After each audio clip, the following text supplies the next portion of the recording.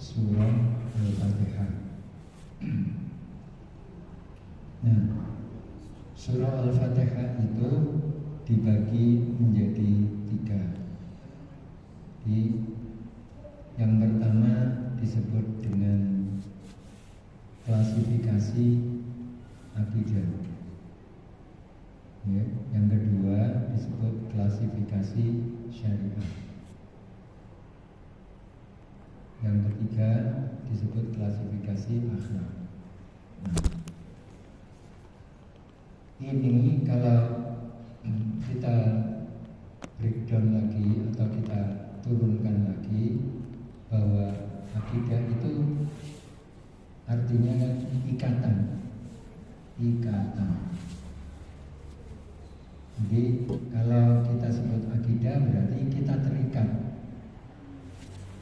kita mengikuti ikatan. Ikatan kepada siapa? Ikatan kepada Allah, ya. Ikatan kepada Allah.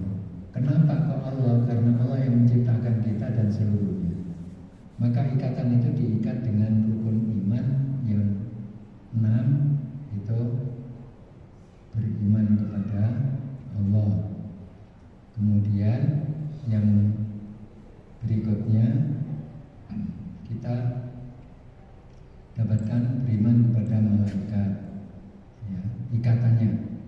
Kemudian berikutnya yang ketiga adalah beriman kepada kitab Allah, ya. Ini poin pokoknya. Nanti hampir seluruh dari aktivitas hidup kita akan masuk di sini. Berikutnya adalah beriman kepada Rasul, di dalamnya termasuk Nabi Allah. Yang kelima itu beriman kepada hari kiamat untuk mengakhiri dari sistem hidup ini. Kemudian ini baru qada, ya, dan qadar Allah. Baik. Nah, di dalam rukun iman itu memiliki atau yang dikaitkan dengan akidah itu ada keyakinan. Dalam keimanan ada keyakinan. Nanti di dalamnya muncul keyakinan. Nah, sekarang bagaimana dengan syariat? Syariat itu kita dapatkan sesuai dengan rukun Islam juga begitu. Jadi bersyahadat, kemudian melaksanakan atau mendirikan sholat, terus menunaikan zakat, terus setelah itu berpuasa di bulan Ramadan. Ini intinya Ramadan. Kemudian berikutnya adalah menunaikan ibadah haji. Nah, dalam syariat itu ada yang disebut dengan ibadah. Nah, ibadah itu dibagi menjadi 2. Ada yang disebut dengan ibadah khusus. Biasanya khusus ini disebut dengan mahdhah, ya, gitu. Kemudian yang kedua ada ibadah umum. Nah, jadi ada ibadah umum, itu biasanya kita sebut dengan ghairu mahdhah, betul, ya. Nah, di dalam ibadah umum ini akan muncul yang dikaitkan dengan muamalah. Karena ibadah umum, muamalah itu apa? Muamalah itu interaksi dengan sesama makhluk, ya. Sedangkan kalau disebut ibadah secara khusus, ini nanti interaksinya dengan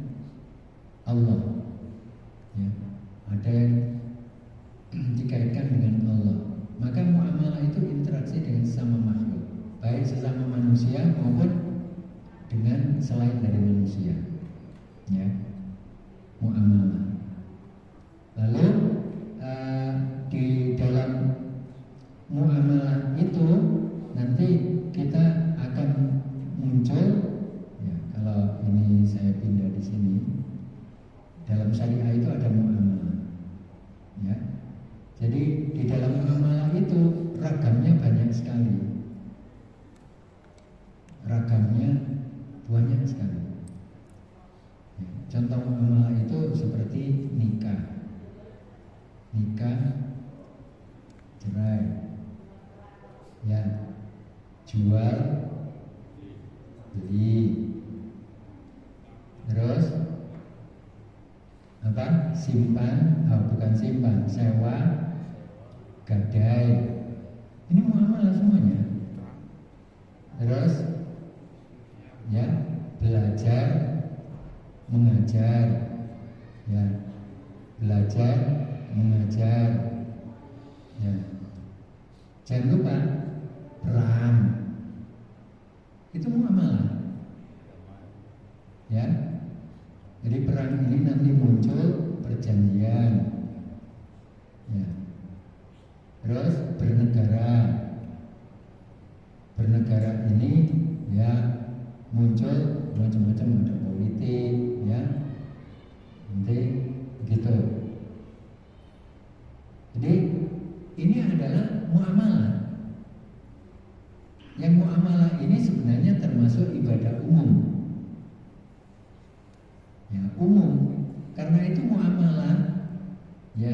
Kalau ibadah khusus itu diajari oleh Allah langsung. Kalau ibadah umum itu niatnya yang dikhususkan hanya karena Allah, maka jadi ibadah. Nah, kita ingat ibadah itu adalah segala, ya, pekerjaan apa saja. Jadi pekerjaan yang membuat Allah suka dan ridho, itu ibadah. Ya. Kalau muamalah itu interaksi sosial. Jadi ini yang kemudian butuh untuk kita bedakan. Kalau muamalah itu berarti konsepnya adalah terkait dengan interaksi sesama makhluk. Makanya jenisnya seperti ini. Atau kita ambil lain lagi, bercocok tanam, ya, itu muamalah.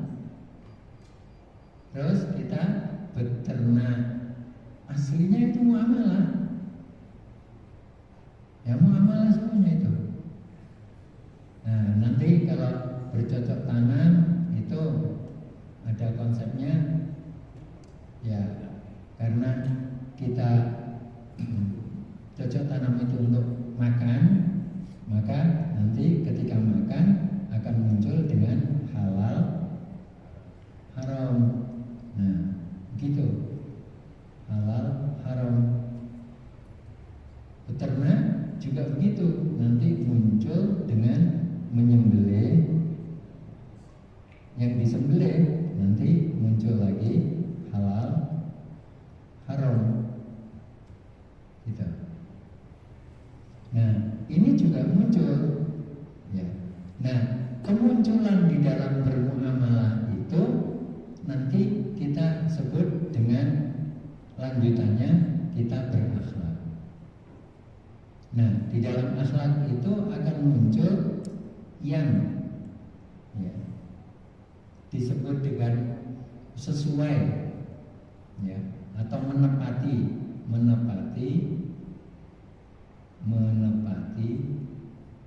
yang dikehendaki oleh Allah. Ini berarti akhlak baik, maka disebut dengan akhlak baik. Ya, jadi gitu. Kemudian yang tidak menepati atau yang disebut dengan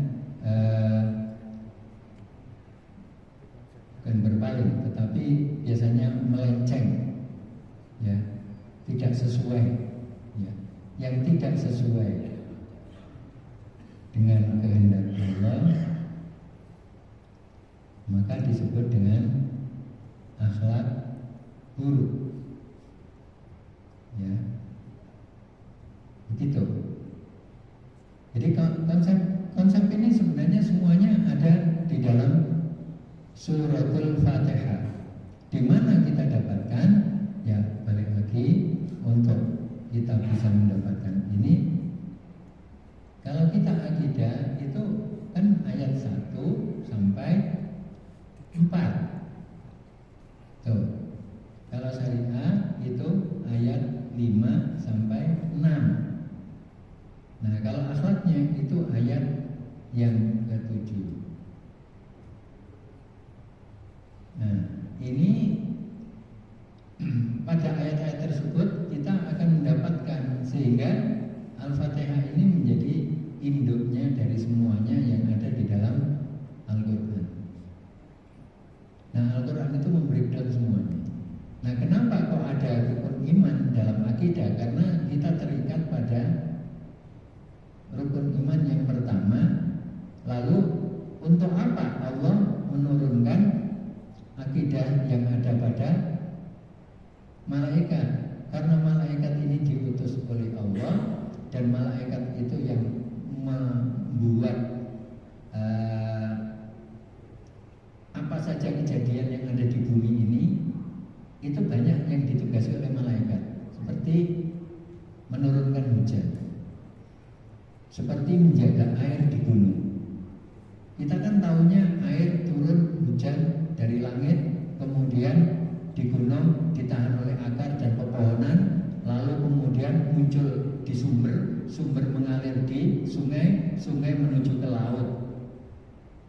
Kan kita tahunya cuma gitu. Tapi kalau kita dalami iman kepada malaikat ini, nanti yang melaksanakan termasuk adalah konsep bagaimana kemudian terjadinya perbuatan yang baik itu. Nah, ini utusan Allah yang kita yakini. Nah, apa yang diberitahukan oleh Allah dalam hidup dengan segala aturan berbentuk syariat dan akhlak itu ada pada kitab-kitab Allah. Nah, kitab-kitab Allah ini supaya dia tidak hanya sekedar konsep, maka diutus Rasulnya untuk memberikan contoh. Jadi Rasul dan Nabi ini contoh bagi manusia. Ya, ini contohnya. Kalau kita itu sebagai panduan hidup. Nah, kalau malaikat ini adalah menjadi utusan Allah dalam perkara kehidupan dunia. Semuanya. Nah, kenapa tidak langsung dilaksanakan oleh Allah? Supaya Allah itu dikenali dengan kekuasaannya, karena mampu menciptakan malaikat, mengutus malaikat, dan tidak pernah salah. Itu kan jadi berkuasa, jelas kuasanya itu, ya. Gitu. Nah, kemudian hari kiamat. Kenapa hari kiamat? Ya, untuk menentukan batas akhir dari pekerjaan manusia. Ini menjadi batas akhir dari kehidupan dunia yang di dalamnya ada manusia. Nah, batas akhir ini ditentukan. Yakin enggak? Kalau nggak yakin, ya silakan nanti akan ketemu itu. Nah, gitu. Nah, terus qadar dan qadar ini apa kaitannya dengan kita? Qadar dan qadar ini adalah tentang, ya, perilaku Allah terhadap semua makhluknya. Itu qadar dan qadar. Nah, keyakinan ini adalah implementasi, ya, atau pelaksanaan dalam keimanan. Ya, itu intinya di keyakinan. Karena ada yang memang tidak bisa dilaksanakan, tidak bisa ditunjukkan secara nyata hanya ada dalam keimanan. Maka dibutuhkan keyakinan. Nah ini baru adanya kita dapatkan dalam hati ya. Jadi ini ada dalam hati gitu. Nah kalau kita terus turunkan, nah nanti semuanya apa saja terkait dengan konsekuensi iman itu terus diturunkan, ini banyak. Nah karena itu yang tempo hari saya mulai di hari Sabtu itu adalah dengan kategori Bismillah. Makanya 4 ayat ini Bismillahirrahmanirrahim dengan nama Allah, dan selanjutnya ini adalah poin pokoknya akidah, keterikatan kita kepada Allah. Nah kemudian syariatnya di mana? Syariatnya adalah di ayat yang ke-5 dan ke-6. Di mana letaknya? Na'budu iyyaka, berarti ibadah itu seluruhnya apa saja yang dilakukan oleh manusia itu harus mengikuti apa yang dikehendaki oleh Allah. Itu kan ibadah. Ya apa saja berarti.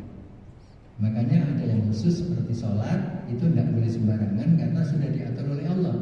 Zakat juga demikian, ya. Begitu pula puasa demikian. Meskipun kita mampu berpuasa itu sampai ke subuh lagi tidak boleh. Cukup sampai maghrib. Gitu. Kalau tidak kuat, ya belum dikatakan puasa. Yang jelas gitu.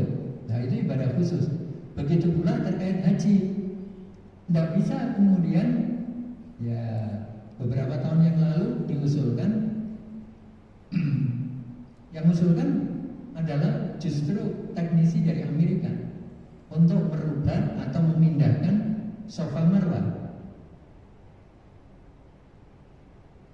Karena kejadian kreditnya di situ. Maka dipindahkan, digeser lah gitu. Tapi kemudian langsung ketika itu muncul di dalam berita, ditentang oleh ulama seluruh dunia. Seluruh dunia menentang dan tidak dilaksanakan. Waktu itu masih rajanya ada Raja Fahad. Nah, tidak bisa. Itu ibadah khusus sudah ditentukan oleh Allah. Dipindah bagaimana? Tidak bisa. Nah inilah yang kemudian ya ibadah khusus itu muncul di rukun Islam. Bersyahadat ya harus diucapkan, harus ada yang mendengarkan ucapannya. Tidak boleh diam-diam. Nah dari ibadah yang khusus ini ada yang umum di luar dari yang 5 ini, maka muncullah yang disebut dengan mu'amalah. Nanti dari nikah dan cerai ini munculnya keluarga, rumah tangga dan keluarga. Itu kan gitu. Keluarga nanti ada anak, menantu, cucu dan selanjutnya. Gitu. Nah, terus begitu. Dan di muamalah inilah yang banyak terkait dengan kehidupan kita. Kita kadang tidak punya barang tapi punya alat beli. Nah jadi jual beli. Kita tidak punya tapi tidak punya untuk alat beli, ya sehingga ada yang bisa digadaikan, ada yang bisa disewa. Betul. Kalau kita pinjam meminjam, ya, nanti muncul juga pinjam meminjam itu juga demikian. Dan sampai berikutnya. Nah, setelah itu baru kemudian kita akan mendapatkan dari syariat ini. Syariat itu kalau ibadah artinya ikatan, syariat itu artinya aturan. Aturan. Jadi syara Allahu, Allah mengatur. Ya. salah satu di antara jalan raya itu disebut syariah. Karena di situ ada aturan. Yang berjalan dari utara harus lewat sebelah kiri, yang berjalan dari selatan harus sebelah kanan, atau dibalik, atau itu semuanya ada aturan. Maka aturan itulah yang kemudian muncul di dalam kehidupan kita yang disebut dengan muamalah. Nah, di dalam muamalah ini butuh namanya akhlak. Akhlak itu artinya perilaku. Inilah yang sedang kita kaji di dalam Syakhsiyatul Muslim atau disebut dengan personalitas, ya, Muslim personality. Itu yang kita kaji. Yang saat ini adalah terkait dengan akhlak. Nah, tetapi konsep akhlak itu tidak bisa dipisahkan dari syariah, karena akhlak ini hasil dari seseorang mengikuti syariah itu adalah menjadi akhlak yang baik.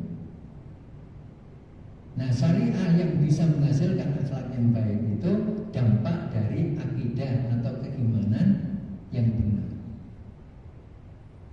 Jadi kalau kita menilai ada seseorang kok perilakunya tidak menunjukkan sebagai orang Islam, tetapi dia KTP-nya Muslim dan dia mengaku juga sebagai Muslim, maka kita bisa cocokkan bagaimana dia melakukan syariat itu. Oh ya pantas, oh, dia itu jarang sholat, ya makanannya tidak tahu halal haram, ya, apa saja yang penting masuk. Makanya disebut dengan rumus wal gediwal. Apa saja yang bisa dimakan diuntal. Itu rumus wal gediwal itu kan. Tidak tahu batu, tidak tahu aspal, ya, entah kerikil, entah ungkal, ya, yes, apa saja pokoknya diuntal, ya, harus dimakan.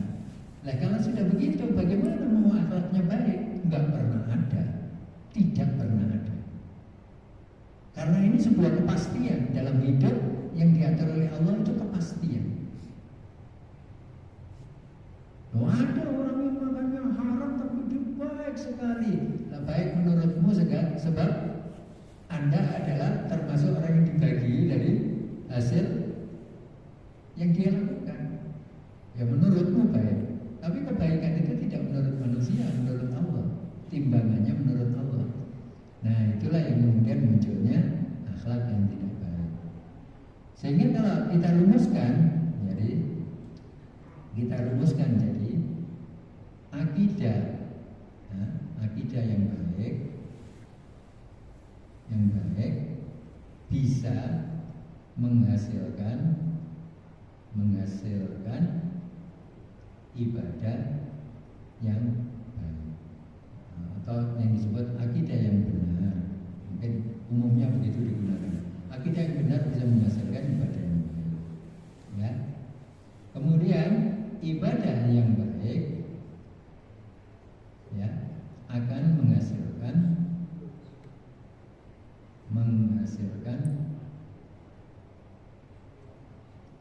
akhlak yang baik. Ini kalau dirumuskan bisa dilihat. Ya, kita bahasakan yang sama saja. Gitu. Nah, konsepnya hanya ada di sini. Akidahnya benar. Gitu. Baru nanti berdampak pada ibadahnya baik. Nah, kalau ibadahnya baik, nanti berdampak kepada akhlaknya baik. Jadi akhlak itu dilatih tidak bisa. Akhlak itu aslinya bukan dilatih, tetapi dirujuk kepada ibadah. Nah, kalau dulu budi pekerti itu ya harus dilatih. Loh, anak-anak itu dilatih, iya. Anak-anak itu kan dilatih oleh mereka yang beribadah baik, orang tuanya. Begitu. Nah, kalau orang tuanya tidak bisa beribadah baik, bagaimana Ya berarti anak itu mencari selain dari orang tuanya, bisa tetangganya, bisa gurunya, bisa temannya. Itu akhirnya tetap saja harus ada yang mengajar. Yang mengajari kok baik akhlaknya, ya karena ibadahnya baik, makanya kemudian diikuti oleh orangnya. Ya sebenarnya ini bukan sebuah analisa logika, tetapi balik lagi kepada ayat yang ada di surah Al-Fatihah. Ya sudah. Baik. Ini nanti sebelum saya masuk ke judul berikutnya tentang. Nah sekarang contoh sekarang. Di dalam hidup kita bersama masyarakat itu harus menampilkan wajah yang bagus. Tolikul wajhi. Wah maaf, ya. Wajah saya buruk. Di zaman Rasulullah itu ada seorang namanya Julaibib. Julaibib itu yang hitam. Dia tidak terlalu tinggi, pendek. Ucapannya juga tidak terlalu merdu suaranya. Maka dia sampai sudah berumur tidak menikah-nikah. Rasulullah sampai ketika ketemu Julaibib itu menanyakan, ya Julaibib, wahai Julaibib, tidakkah Anda menikah? Julaibib bilang apa? Ya Rasulullah, siapa yang mau dengan saya? Itu mindernya Julaibib itu. Siapa yang mau dengan saya? Baik, sekali ketemu Rasulullah jawabannya seperti itu. Pertemuan kedua, Rasulullah bertanya yang sama. Jawabannya ternyata sama. Nah, bukan masalah mukanya itu, bukan masalah posturnya, tetapi tolikul wajhi itu adalah mimik yang ditampilkan itu. Bukan karena postur mukanya dan macam-macam, tetapi yang harus ditampilkan itu justru mimik mukanya. Julaibib tidak pernah kecuali ketemu Rasulullah tersenyum. Makanya terus yang ketiga ketemu Rasulullah, Julaibib ini akhirnya pertanyaannya sama. Jawabannya, ya Rasulullah, siapa yang mau dengan saya? Begitu jawaban itu berakhir di pertanyaan yang sama dan itu pertanyaan ketiga, jawaban yang ketiga, Rasulullah kemudian menggandeng, mari ikut saya. Kata Julaibib, labbaik ya Rasulullah, baik.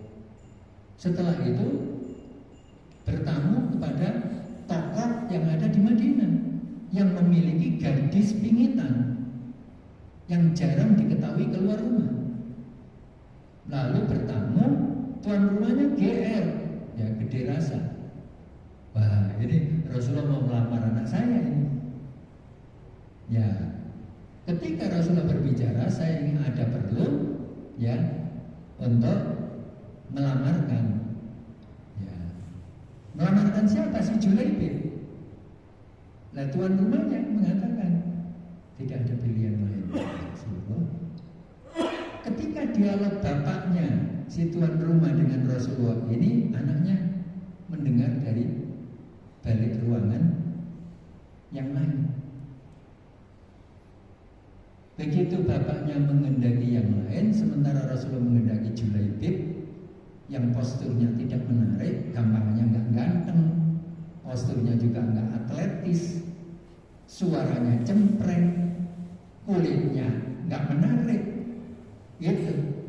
Maka anaknya yang cantik jelita itu mengatakan, wahai ayahanda, bisakah saya berbicara sebentar? Maka ayahandanya izin kepada Rasulullah untuk menemui anaknya.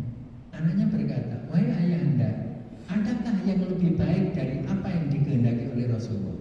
Nah, di situ ayahnya tidak bisa berkata-kata apa-apa. Maunya dia memang pengen dapat namanya menantu, ya menantu yang menarik. Tetapi akhirnya bapaknya sudah tidak bisa berkata apa-apa karena tidak ada lagi apa yang dikehendaki oleh Rasulullah itu yang lebih baik dari Julaibib tadi. Julaibib meninggal tidak lama. Ketika kemanten baru, kemudian besok harinya ada panggilan perang. Julaibib izin ya untuk bersama Rasulullah, diizinkan. Dan setelah malam ya pengantin baru itu, besoknya Julaibib turun perang. Julaibib kemudian syahid di medan perang. Nah ini permasalahannya bukan wajah, bukan postur, bukan kulit, bukan suara, tetapi mimik wajah itu, senyum itu bisa dilakukan oleh siapa saja yang berwajah ya hitam, berwajah putih, berwajah coklat, kuning langsat, nah, apa saja lah, merah, semuanya bisa. Nah yang dikehendaki ini, lah ini masuk di mana? Kalau di dalam di tataran itu, ini adalah tataran masuk di dalam kategori bisa dimuamalah karena kita berinteraksi dengan sesama manusia. Tetapi sikap itu masuk di dalam perilaku, yaitu akhlak. Nah, begitu jamaah sekalian. Sampai di sini untuk menyambung yang saya sampaikan di hari Sabtu yang lalu. Ada pertanyaan sebelum kita mulai materi kita di syakhsiyah, kepribadian sama muslim? Ada? Oke, silakan. Baju nggak ada ini. Oh ya, mungkin dengan. Waalaikumsalam.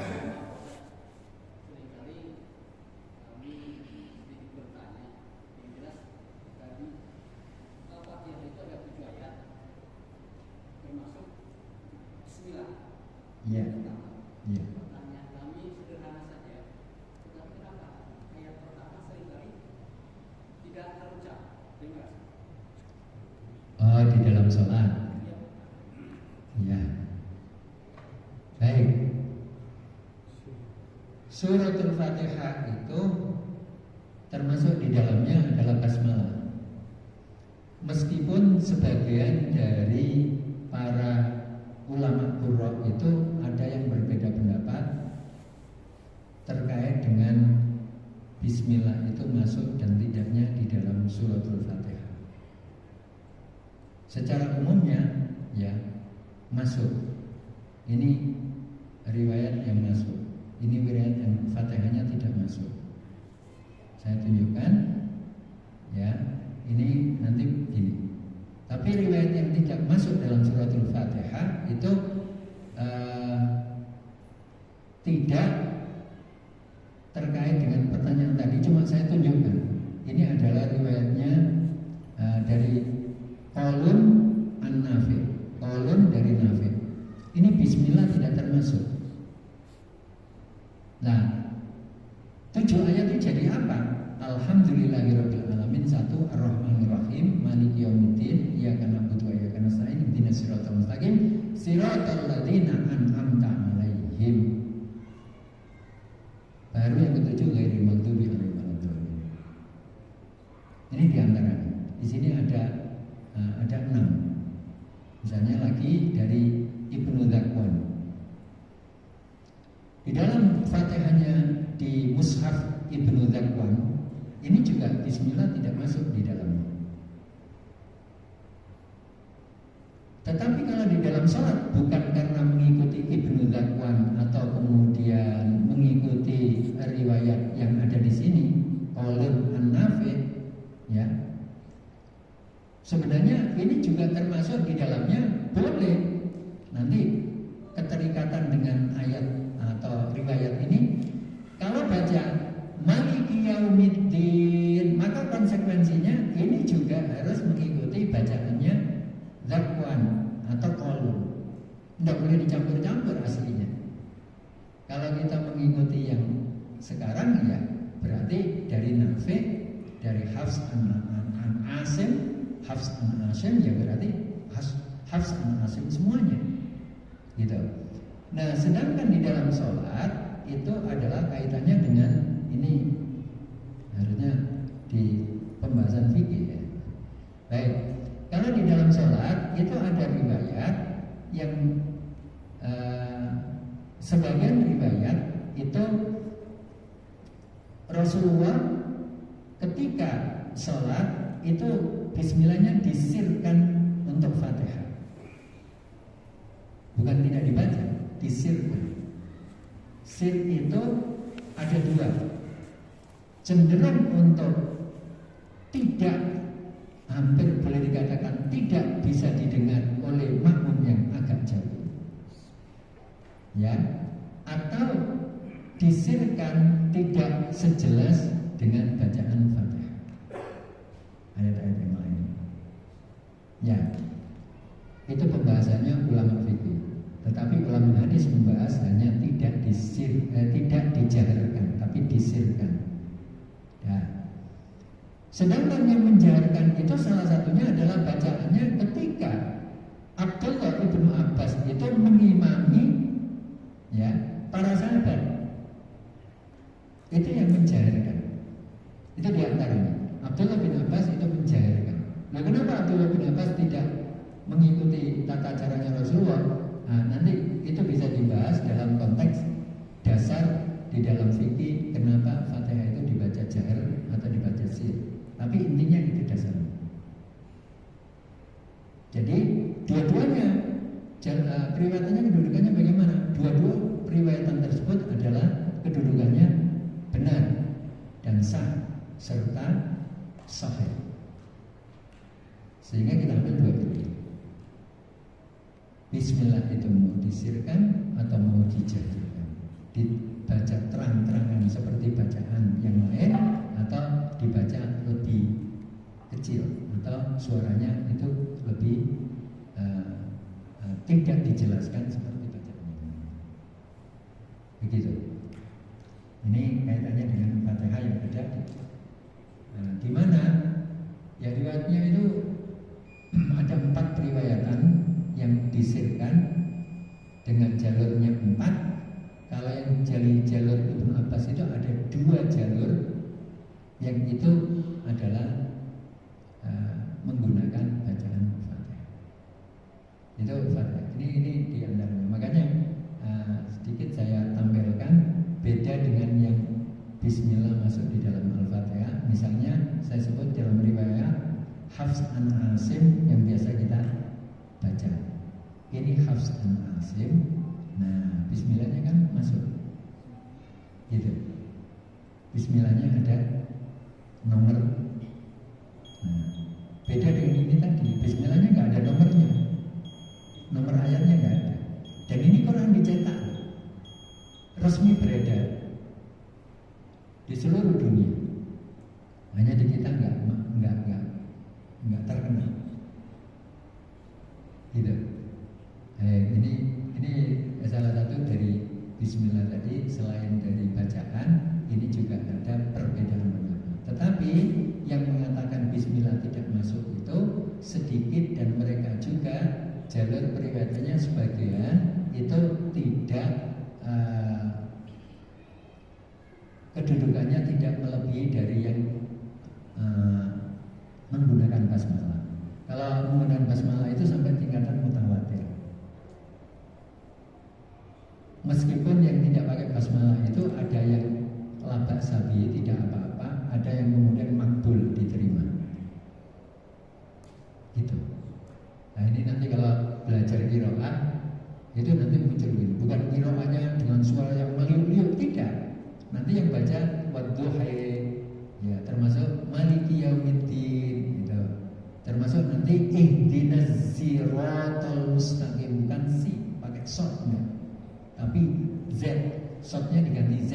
Ihdinas siratal mustaqim. Kalau sudah pakai z, maka mim di ayat yang maliki yaumiddin tidak boleh diganti. Ya, itu ada bacaan begitu dan lain sebagainya. Saya kira begitu untuk pertemuan kali ini. Saya ingin fokus dulu pada kita membreakdown tentang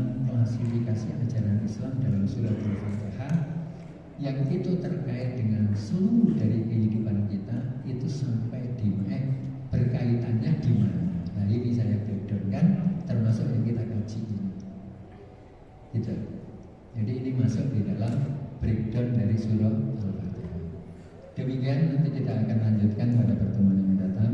Mudah-mudahan Allah senantiasa memberikan kekuatan kita agar tetap bersama petunjuknya, ya, agar tetap bersama agamanya, agar tetap senantiasa kita menjadi hambanya yang taat kepadanya. Allahumma amin. Subhanallahumma rabbana wa bihamdika asyhadu an la ilaha illa anta astaghfiruka wa atubu ilaik. Mohon maaf, ada yang mau menyampaikan. Assalamualaikum.